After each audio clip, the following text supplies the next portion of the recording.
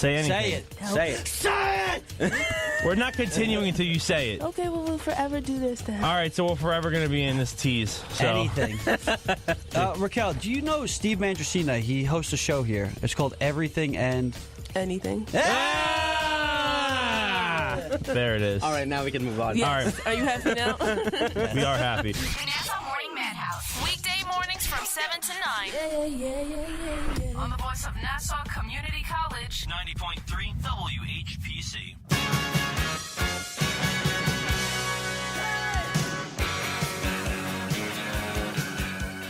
We're back here on From the Press Box. I'm Rob Leonard. On the phone is award-winning sports writer and my brother Tim Leonard as we talk sports every Monday, 9 a.m. to 10 a.m. The show turns into a podcast later on that could be heard on either Spreaker or on iTunes. So you can go there. And that's not a bad thing either. So the show's there. And by the way, brother, in 2 weeks we celebrate our 4th anniversary. Nice. So we have to, top last year's show if we can. Last year's our 3rd anniversary show. So start making the phone calls. That's how they happen. 3 before 4. Yes, it does. And then 4 before 5. So exactly works out very well. Let's quickly talk about the Mets. We did start the show with them, but we didn't talk about Jacob deGrom, who's back from the DL kind of quickly, which is a good thing. The hyperextended right elbow wasn't, I guess, that hyperextended. Well, those things heal pretty quickly. But okay. What happened yesterday was also a little scary for Jacob deGrom. His return, while obviously Met fans were elated to see him back on the mound, even without his long flowing locks that he cut before spring training.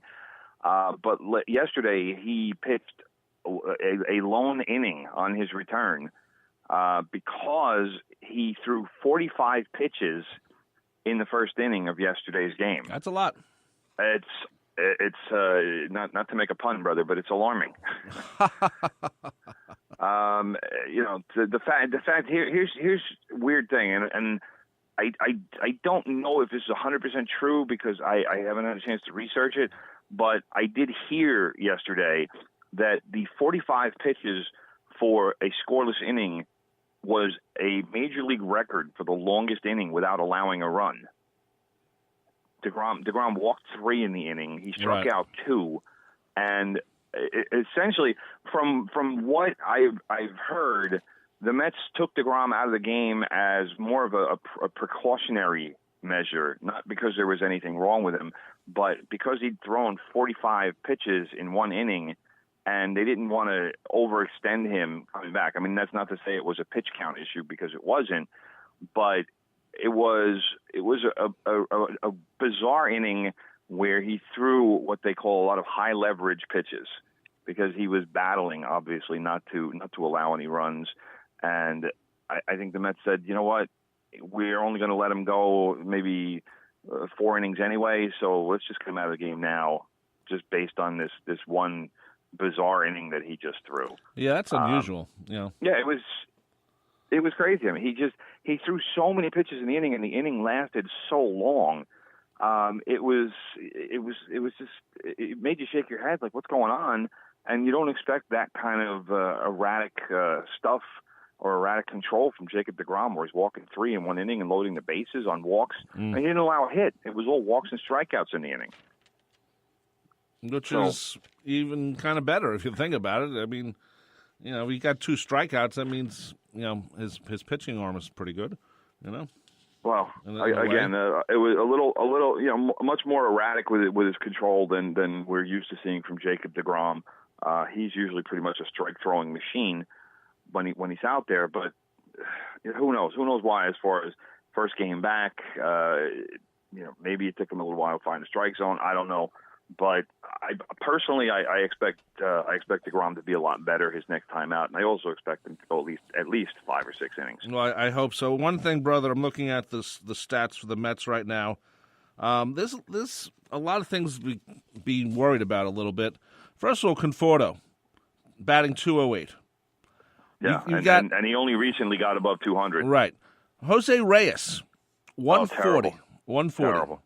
Yeah, but he started the season something like 0 for 25. I know, but And believe me, I feel that pain because he's on my rotisserie baseball team. So Cespedes, it's been a nightmare. 255. Not bad, but it should be better.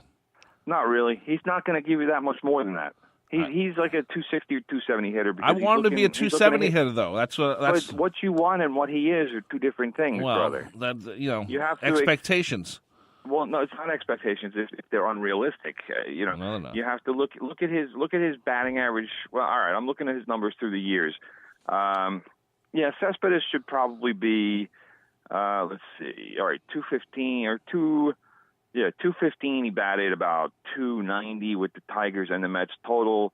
2016 he batted 280. 2017 it was 292. So he should be higher than what he is a little bit. But I mean it's early in the season. That's the kind of thing that levels itself out as the season goes on. When does early in the season become mid-season? Well, but what I'm saying is the point that I'm trying to make is you can't just take 40 games of the season and say, well, he's underachieving and just assume that this is the way it's going to be the entire season. I mean, he might have, let's say the month of June, he might bat 350. Right. And then that all of your concern gets evaporated because now all of a sudden at the end of June his season average will be 285 or so or 290. I'll be happy. By the way, Cabrera batting 329, fifth in the NL leaders for batting. That's pretty darn good. He's been having a good season so far, and he's one of the Mets who are hitting. And there really haven't been that many of them. I mean, I know that certainly Met fans expect more from a guy like Wilmer Flores, who isn't necessarily playing every day, but he's in the major leagues because of his bat, not because of his glove, and he's only batting 227. Like you said, Conforto has been just horrible. I don't know what's going on with him, and I know obviously he had the surgery in the off season, and people, we're happy that he came back early, but now you start to wonder: did he rush it? And maybe should he have taken more time? And nobody knows the answer to that. But obviously, the performance isn't there yet with Michael Conforto. But he's a guy who you have to be confident will come around because that's granted he's not a 10-year veteran, but the performance that he has put up thus far in his career suggests that he'll be all right down the road. And Cespedes, we should say, has 28 RBIs, or RBI, excuse me. Yes. Which isn't bad, which is, about what it shows he's performing in the clutch, even though his average isn't where Rob Leonard and other Met fans want it to be. That's true. But it shows that he's getting hits when he needs to get hits. Okay, so the NBA playoffs still continues, brother. All the Cavaliers, I mean, what's happening with them? You think of LeBron, and you think, that there was a thing in yesterday's Daily News, LeBron versus Michael Jordan. Right. And it showed the different statistics. And you know what? Michael Jordan pushed his team. I'm not sure LeBron does the way Michael Jordan did. Because the Cavaliers are going to lose to the Celtics, aren't they? Well, I think they will, but that's not to say that they definitely will, because I think whenever anybody, and by anybody, obviously I'm talking about members of the media, try to count out LeBron, that you're kind of usually making a mistake. He's one of those guys where if anybody in the NBA can get something done, it's him.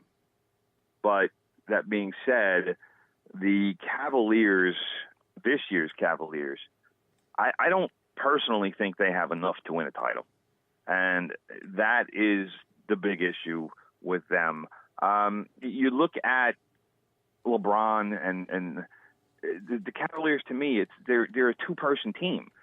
And the other three players, especially in the starting lineup, just aren't very good. Mm. You got LeBron James and Kevin Love, and those two guys are very good players. But when you talk about Jordan, is Kevin Love an equivalent to Scottie Pippen? And the answer is no, and it's not even close. True, and when you talk about great players, one thing I think people forget is you always need a Scottie Pippen. Of course. You need, without Scottie Pippen, Michael Jordan has to play a different game.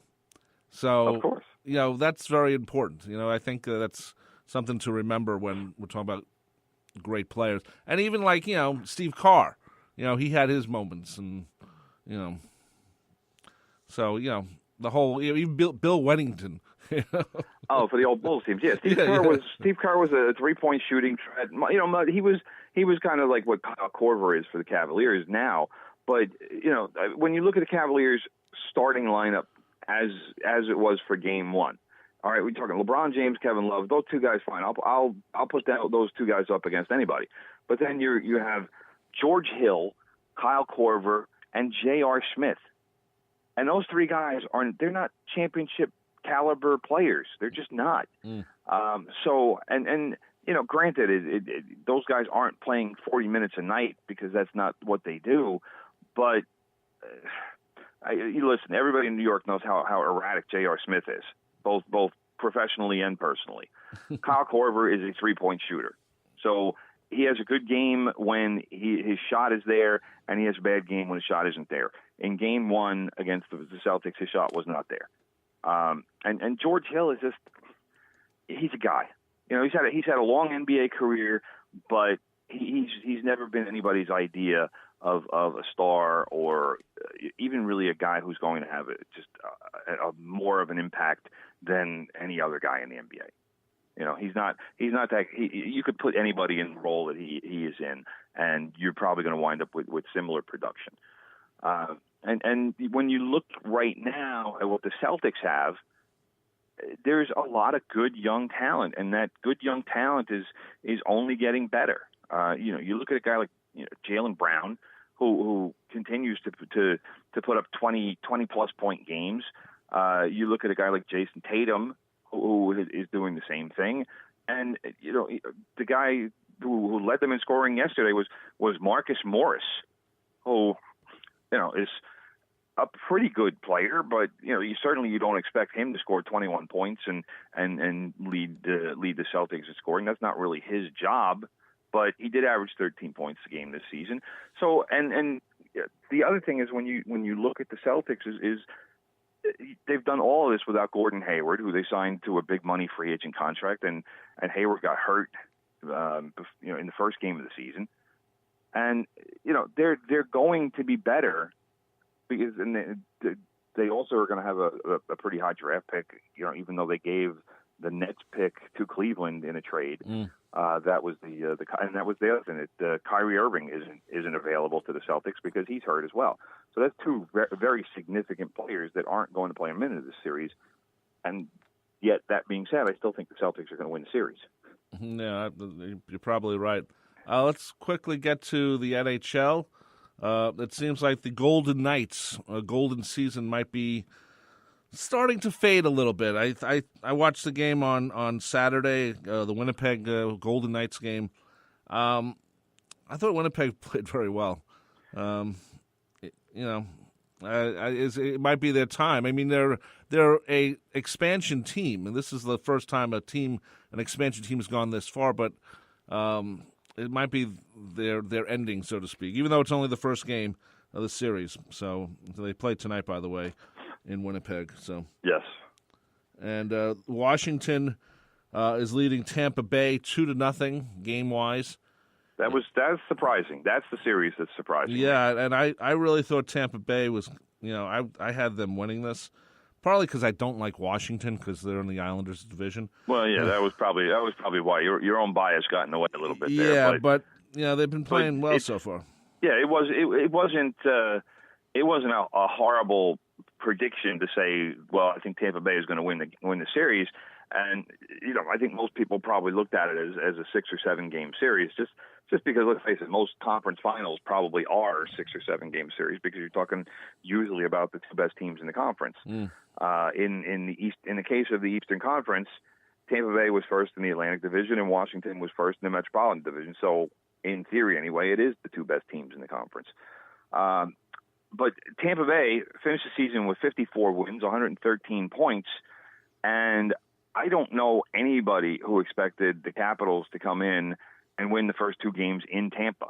That's been the part that has been really shocking to me is that Tampa Bay, I mean, after you lose game one, I figured, all right, well, they'll win game two, and it'll go back to Washington.